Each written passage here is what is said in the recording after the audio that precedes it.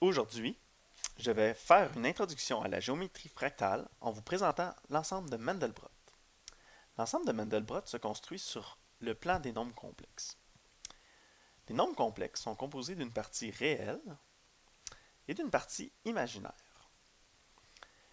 La partie imaginaire sont des multiples du nombre de i, du nombre i, qui est la racine carrée de moins 1. Par exemple, voici l'origine, le point 1 quart, virgule 0, le point moins 2, virgule 0, le point moins 3 quarts, virgule 0, le point i, ou bien 0, virgule i, et le point moins i, ou 0, virgule moins i. On peut voir l'ensemble de Mandelbrot comme une carte de convergence et de divergence d'une formule très concise. Z est égal à Z au carré plus C. On dira qu'un point fait partie de l'ensemble de Mandelbrot si la formule converge, c'est-à-dire que les valeurs de la série restent bornées. Dans ce cas, on colore ce point en noir. À l'opposé, on dira qu'un point ne fait pas partie de l'ensemble de Mandelbrot si la formule diverge, c'est-à-dire que les valeurs de la série fuient vers l'infini. Dans ce cas, on colore le point en fonction du nombre d'itérations que le point a pris pour diverger. Comme nous disposons que d'un nombre fini de couleurs, nous nous permettons de cycler à travers un tableau de couleurs, ce qui veut dire que la même couleur peut désigner un petit, moyen, grand ou très grand ordre de divergence. L'ensemble de Mandelbrot a une aire finie, mais un périmètre infini. Chaque point de sa frontière est connecté à un autre point en suivant la frontière, mais la distance entre les deux points est infinie. Par exemple, si je vais voir quelle distance j'aurais besoin pour circuler de ce point-là à ce point-là, il faut que je passe par ici et je revienne. Peu importe la section par où je vais passer, ça va me prendre infini de temps circuler sur la frontière. Donc, je dois passer par ici, mais ça va me prendre une infinité de temps.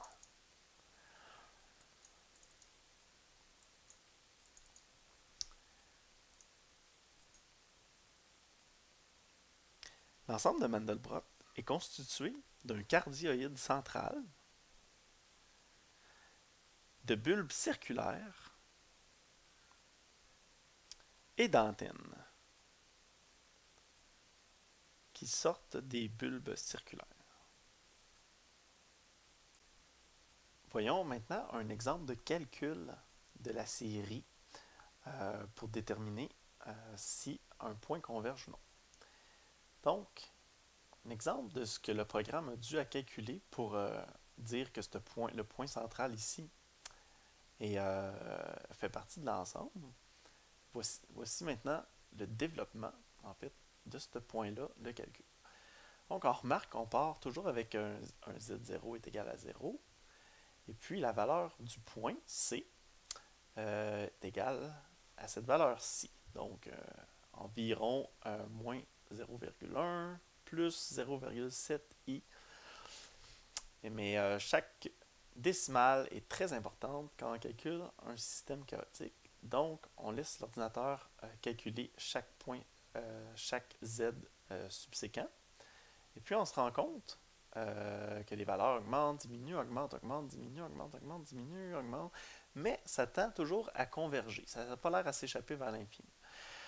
Donc, on peut conclure avec la période, en fait, du plus grand, plus petit, plus grand ici, qu'il y a une périodicité de 3. On remarque que le pattern petit, plus grand, petit, plus grand, petit, plus grand, se répète toujours. Puis ça indique que le bassin d'attraction ici a une périodicité de 3. Il y a une relation entre la périodicité et puis le nombre d'antennes qui s'échappent autour des points. Par exemple, on a la structure ici a 3 branches, la structure ici a 3 branches aussi. On peut reculer, revenir ici. Ici, on a une structure à 3 branches qui est composée de sous-structures à différentes branches parce qu'on retrouve un autre ensemble de Mandelbrot avec d'autres valeurs de périodicité partout.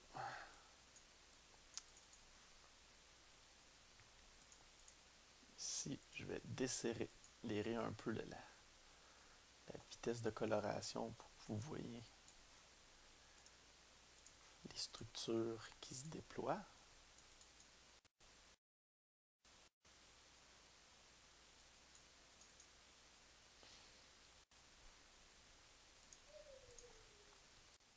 Et maintenant, promenons-nous un peu dans l'ensemble de Mandelbrot.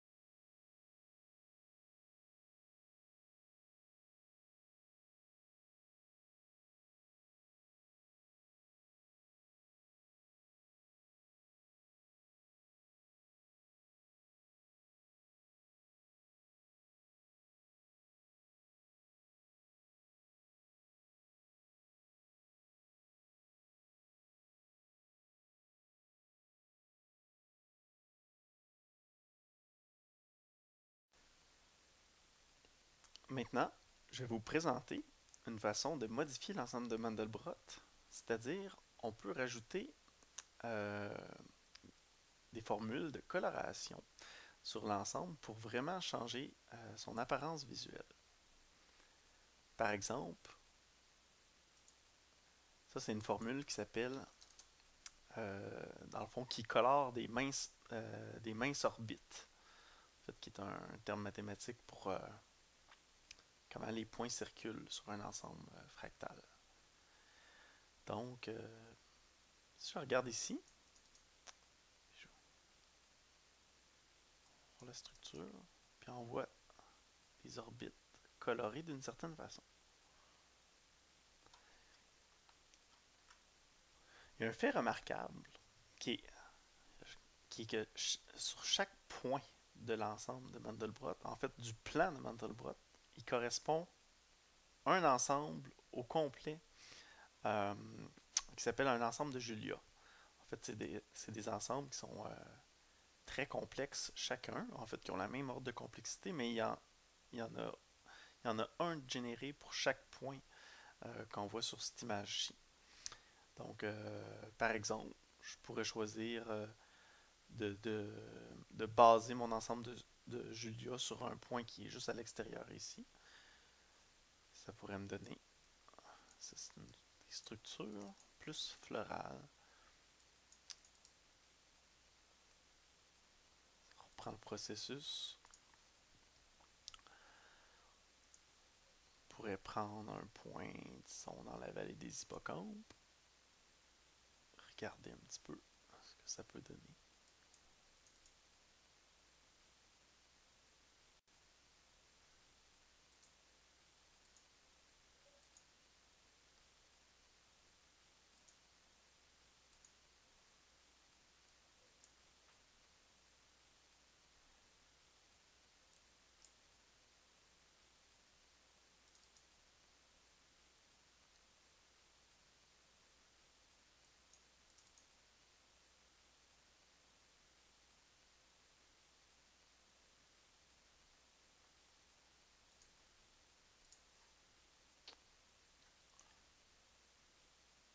Puis finalement, un dernier point.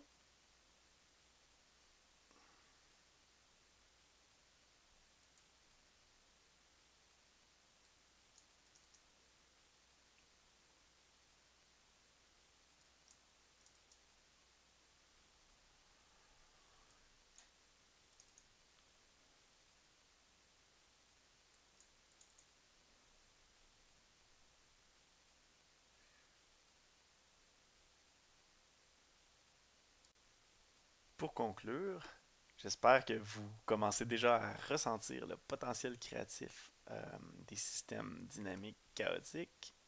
Donc, l'ensemble de Mandelbrot nous révèle un monde infini et complexe, et est en soi une preuve qu'un monde de propriétés émergentes et de beauté peut surgir d'une formule mathématique très courte.